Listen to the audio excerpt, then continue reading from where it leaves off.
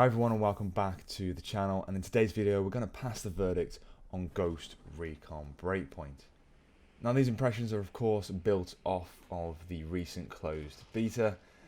It's a work in progress game, so some of the features might be limited, etc, and it's not representative of the final gaming product.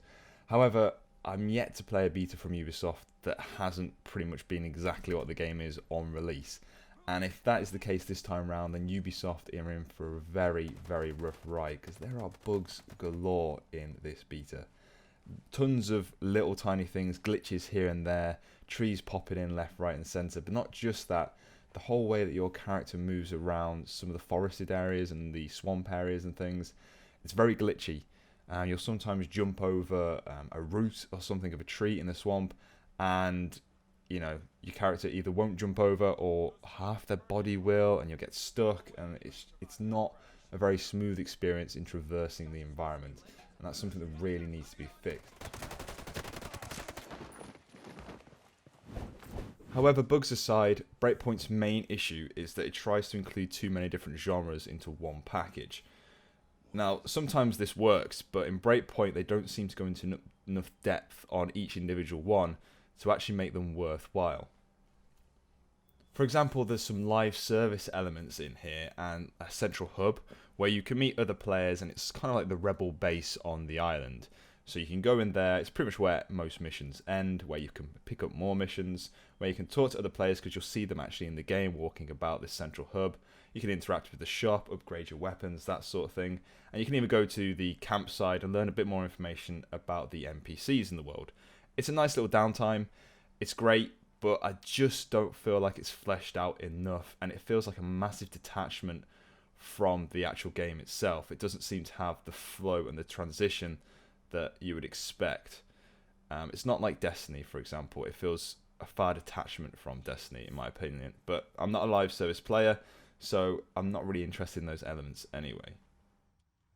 Secondly, the other element that you'll find in the game is kind of like a looter shooter element, kind of like the Division, where certain enemies will drop certain tiers of gear, and obviously the higher tier enemy, the higher the chance of getting better gear. It's all color coded, as you would expect in like the Division, but for me, for a tactical shooter like Ghost Recon is supposed to be, that's not an element that I really want to see in the game. I don't think it's needed. I would prefer you just progress naturally, getting better weapons, better gear, better attachments as you progress through the story. Unfortunately, that's taken away by the looter shooter mechanics. One of the most disappointing aspects that they've added in here, though, is the RPG and survival elements. Now, they don't really go into any depth, and that's the disappointing thing. When it comes to survival, I would really like it to be a system where if you got wounded, if you got injured, whether it be a sprained ankle, falling from a height, splintered a bone, that sort of thing, or maybe just you've got a scratch from a knife fight, or you've got a gunshot wound. If you've got any form of wound, I would expect in a survival game that you have to look after that wound. You have to make sure it's clean, bandaged, and if it does become infected, I would expect that to start affecting your gameplay. Maybe you become more fatigued, your screen becomes blurry as you get a fever, that sort of thing. But so far, I've not found that to be the case in this game. In fact, in actual gameplay, when I've just been running around and getting into gunfights, I've not really got wounded. My character has been shot. I have, become severely shot in terms of the fact that the screen's gone really, really, really quite red. But yet, after that gunfight's over and I'm left standing, I'm not wounded, I'm not injured. There's nothing done to my character. And I would expect, after interaction like that I would at least have one wound that I would have to patch, heal, maintain and look after, but it doesn't really seem to be the case, and that just makes the survival elements just not existent really in this game. On top of this, you can set up camp and you can drink some water, eat some food, maintain your weapons, that sort of thing, get prepared for the next fight, craft some items. And that's nice. I like being able to set up camp because I like just being on my own in the wilderness of the game, me against an army of 20, that sort of thing, coming out of a fight and just healing myself up and maintaining weapons. But like I said, the healing's not really there. Drinking the water, I can see the stats on the screen going up when I'm drinking and eating, and it's apparently affecting my character, but I'm not noticing the difference before and after.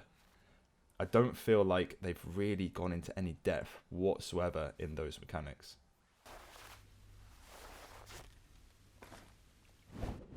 Overall though, gunplay is fantastic. I can't fault that whatsoever. It's very fluid, the weapons feel great, they sound great, and it's a nice experience. I love moving between third person and first person, quickly over the left shoulder, then the right shoulder when moving around corners. One thing I will say though is the camera can be a little bit obscuring, especially in tight, closed off situations, especially indoors.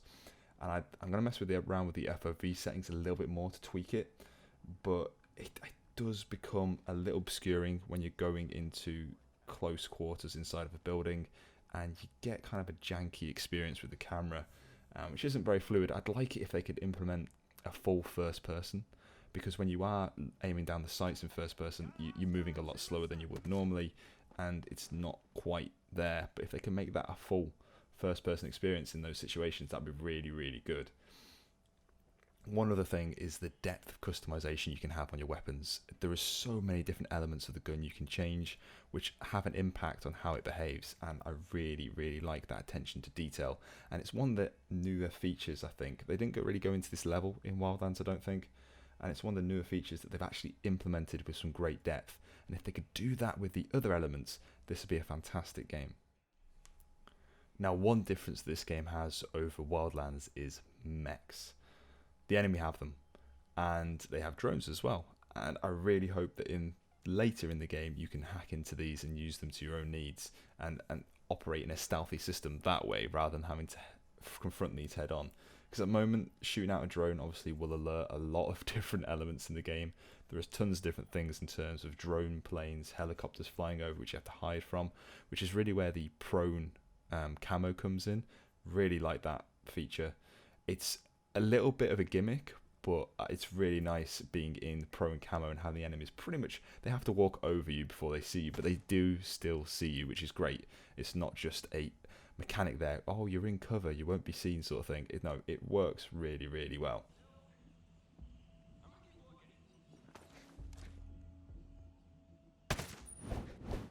Another great thing in Breakpoint, something that they've pulled over from Wildlands and something that they've expanded a little bit on, is the HUD. The heads-up display has been reworked, etc. for Breakpoint, obviously, because there's quite a few more elements in there. But in terms of being able to make it fully dynamic and turn it off and on at the press of a button, just like you would experience with Gopher's iHUD in Skyrim and Fallout, is a dream. That's what I like from a game like this. I like to be fully immersed unless there's something that really needs my attention. I can flick up the map quickly, I can turn all the elements back on, take a quick look and turn them back off again.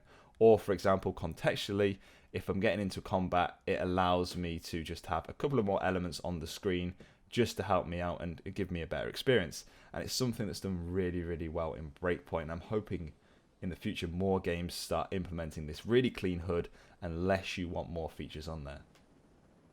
On top of that, the ability to remap the entire keyboard and controls is a massive plus, and then the graphical options are really on point as well.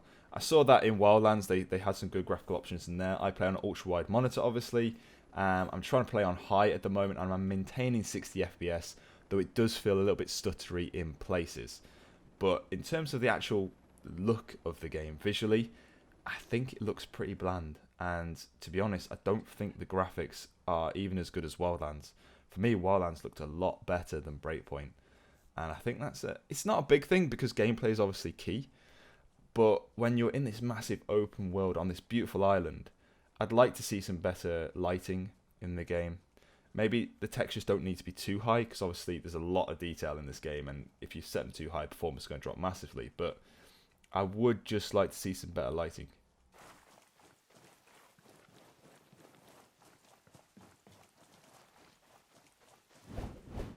So the final verdict on Breakpoint, and it's really strange this one because I didn't think it was a very good game. There were a lot of issues and things that were making me go, oh my god, what have they done with this? I don't understand what this bit's meant to be. This isn't really well implemented. But over the course of the weekend, I just found myself wanting to play more. And it's the gunplay. It's literally the open world and the gunplay situations that you can get into.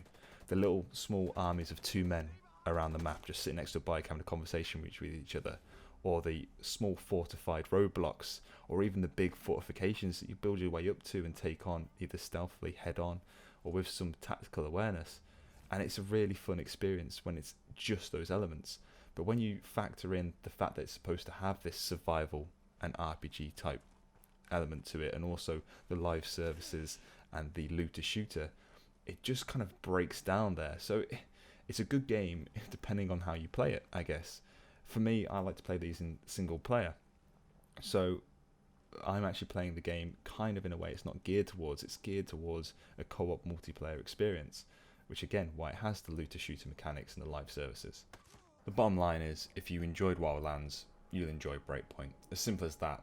Yes, I feel there's more bugs in the game currently. Hopefully they'll be fixed for the open beta, because more people obviously will be jumping in at that point, and hopefully they're finally fixed for the final game, though history dictates that that's probably not going to be the case. If you're looking for more of the survival type gameplay that's been kind of promoted in the videos, etc., leading up to the game, then I think it's going to fall short probably of your expectations here. But if you enjoyed Wildlands, then Breakpoint is definitely worth checking out. I'd say it's probably its poorer brother at this point, but we'll see how things develop as the game moves into the open beta and into final production.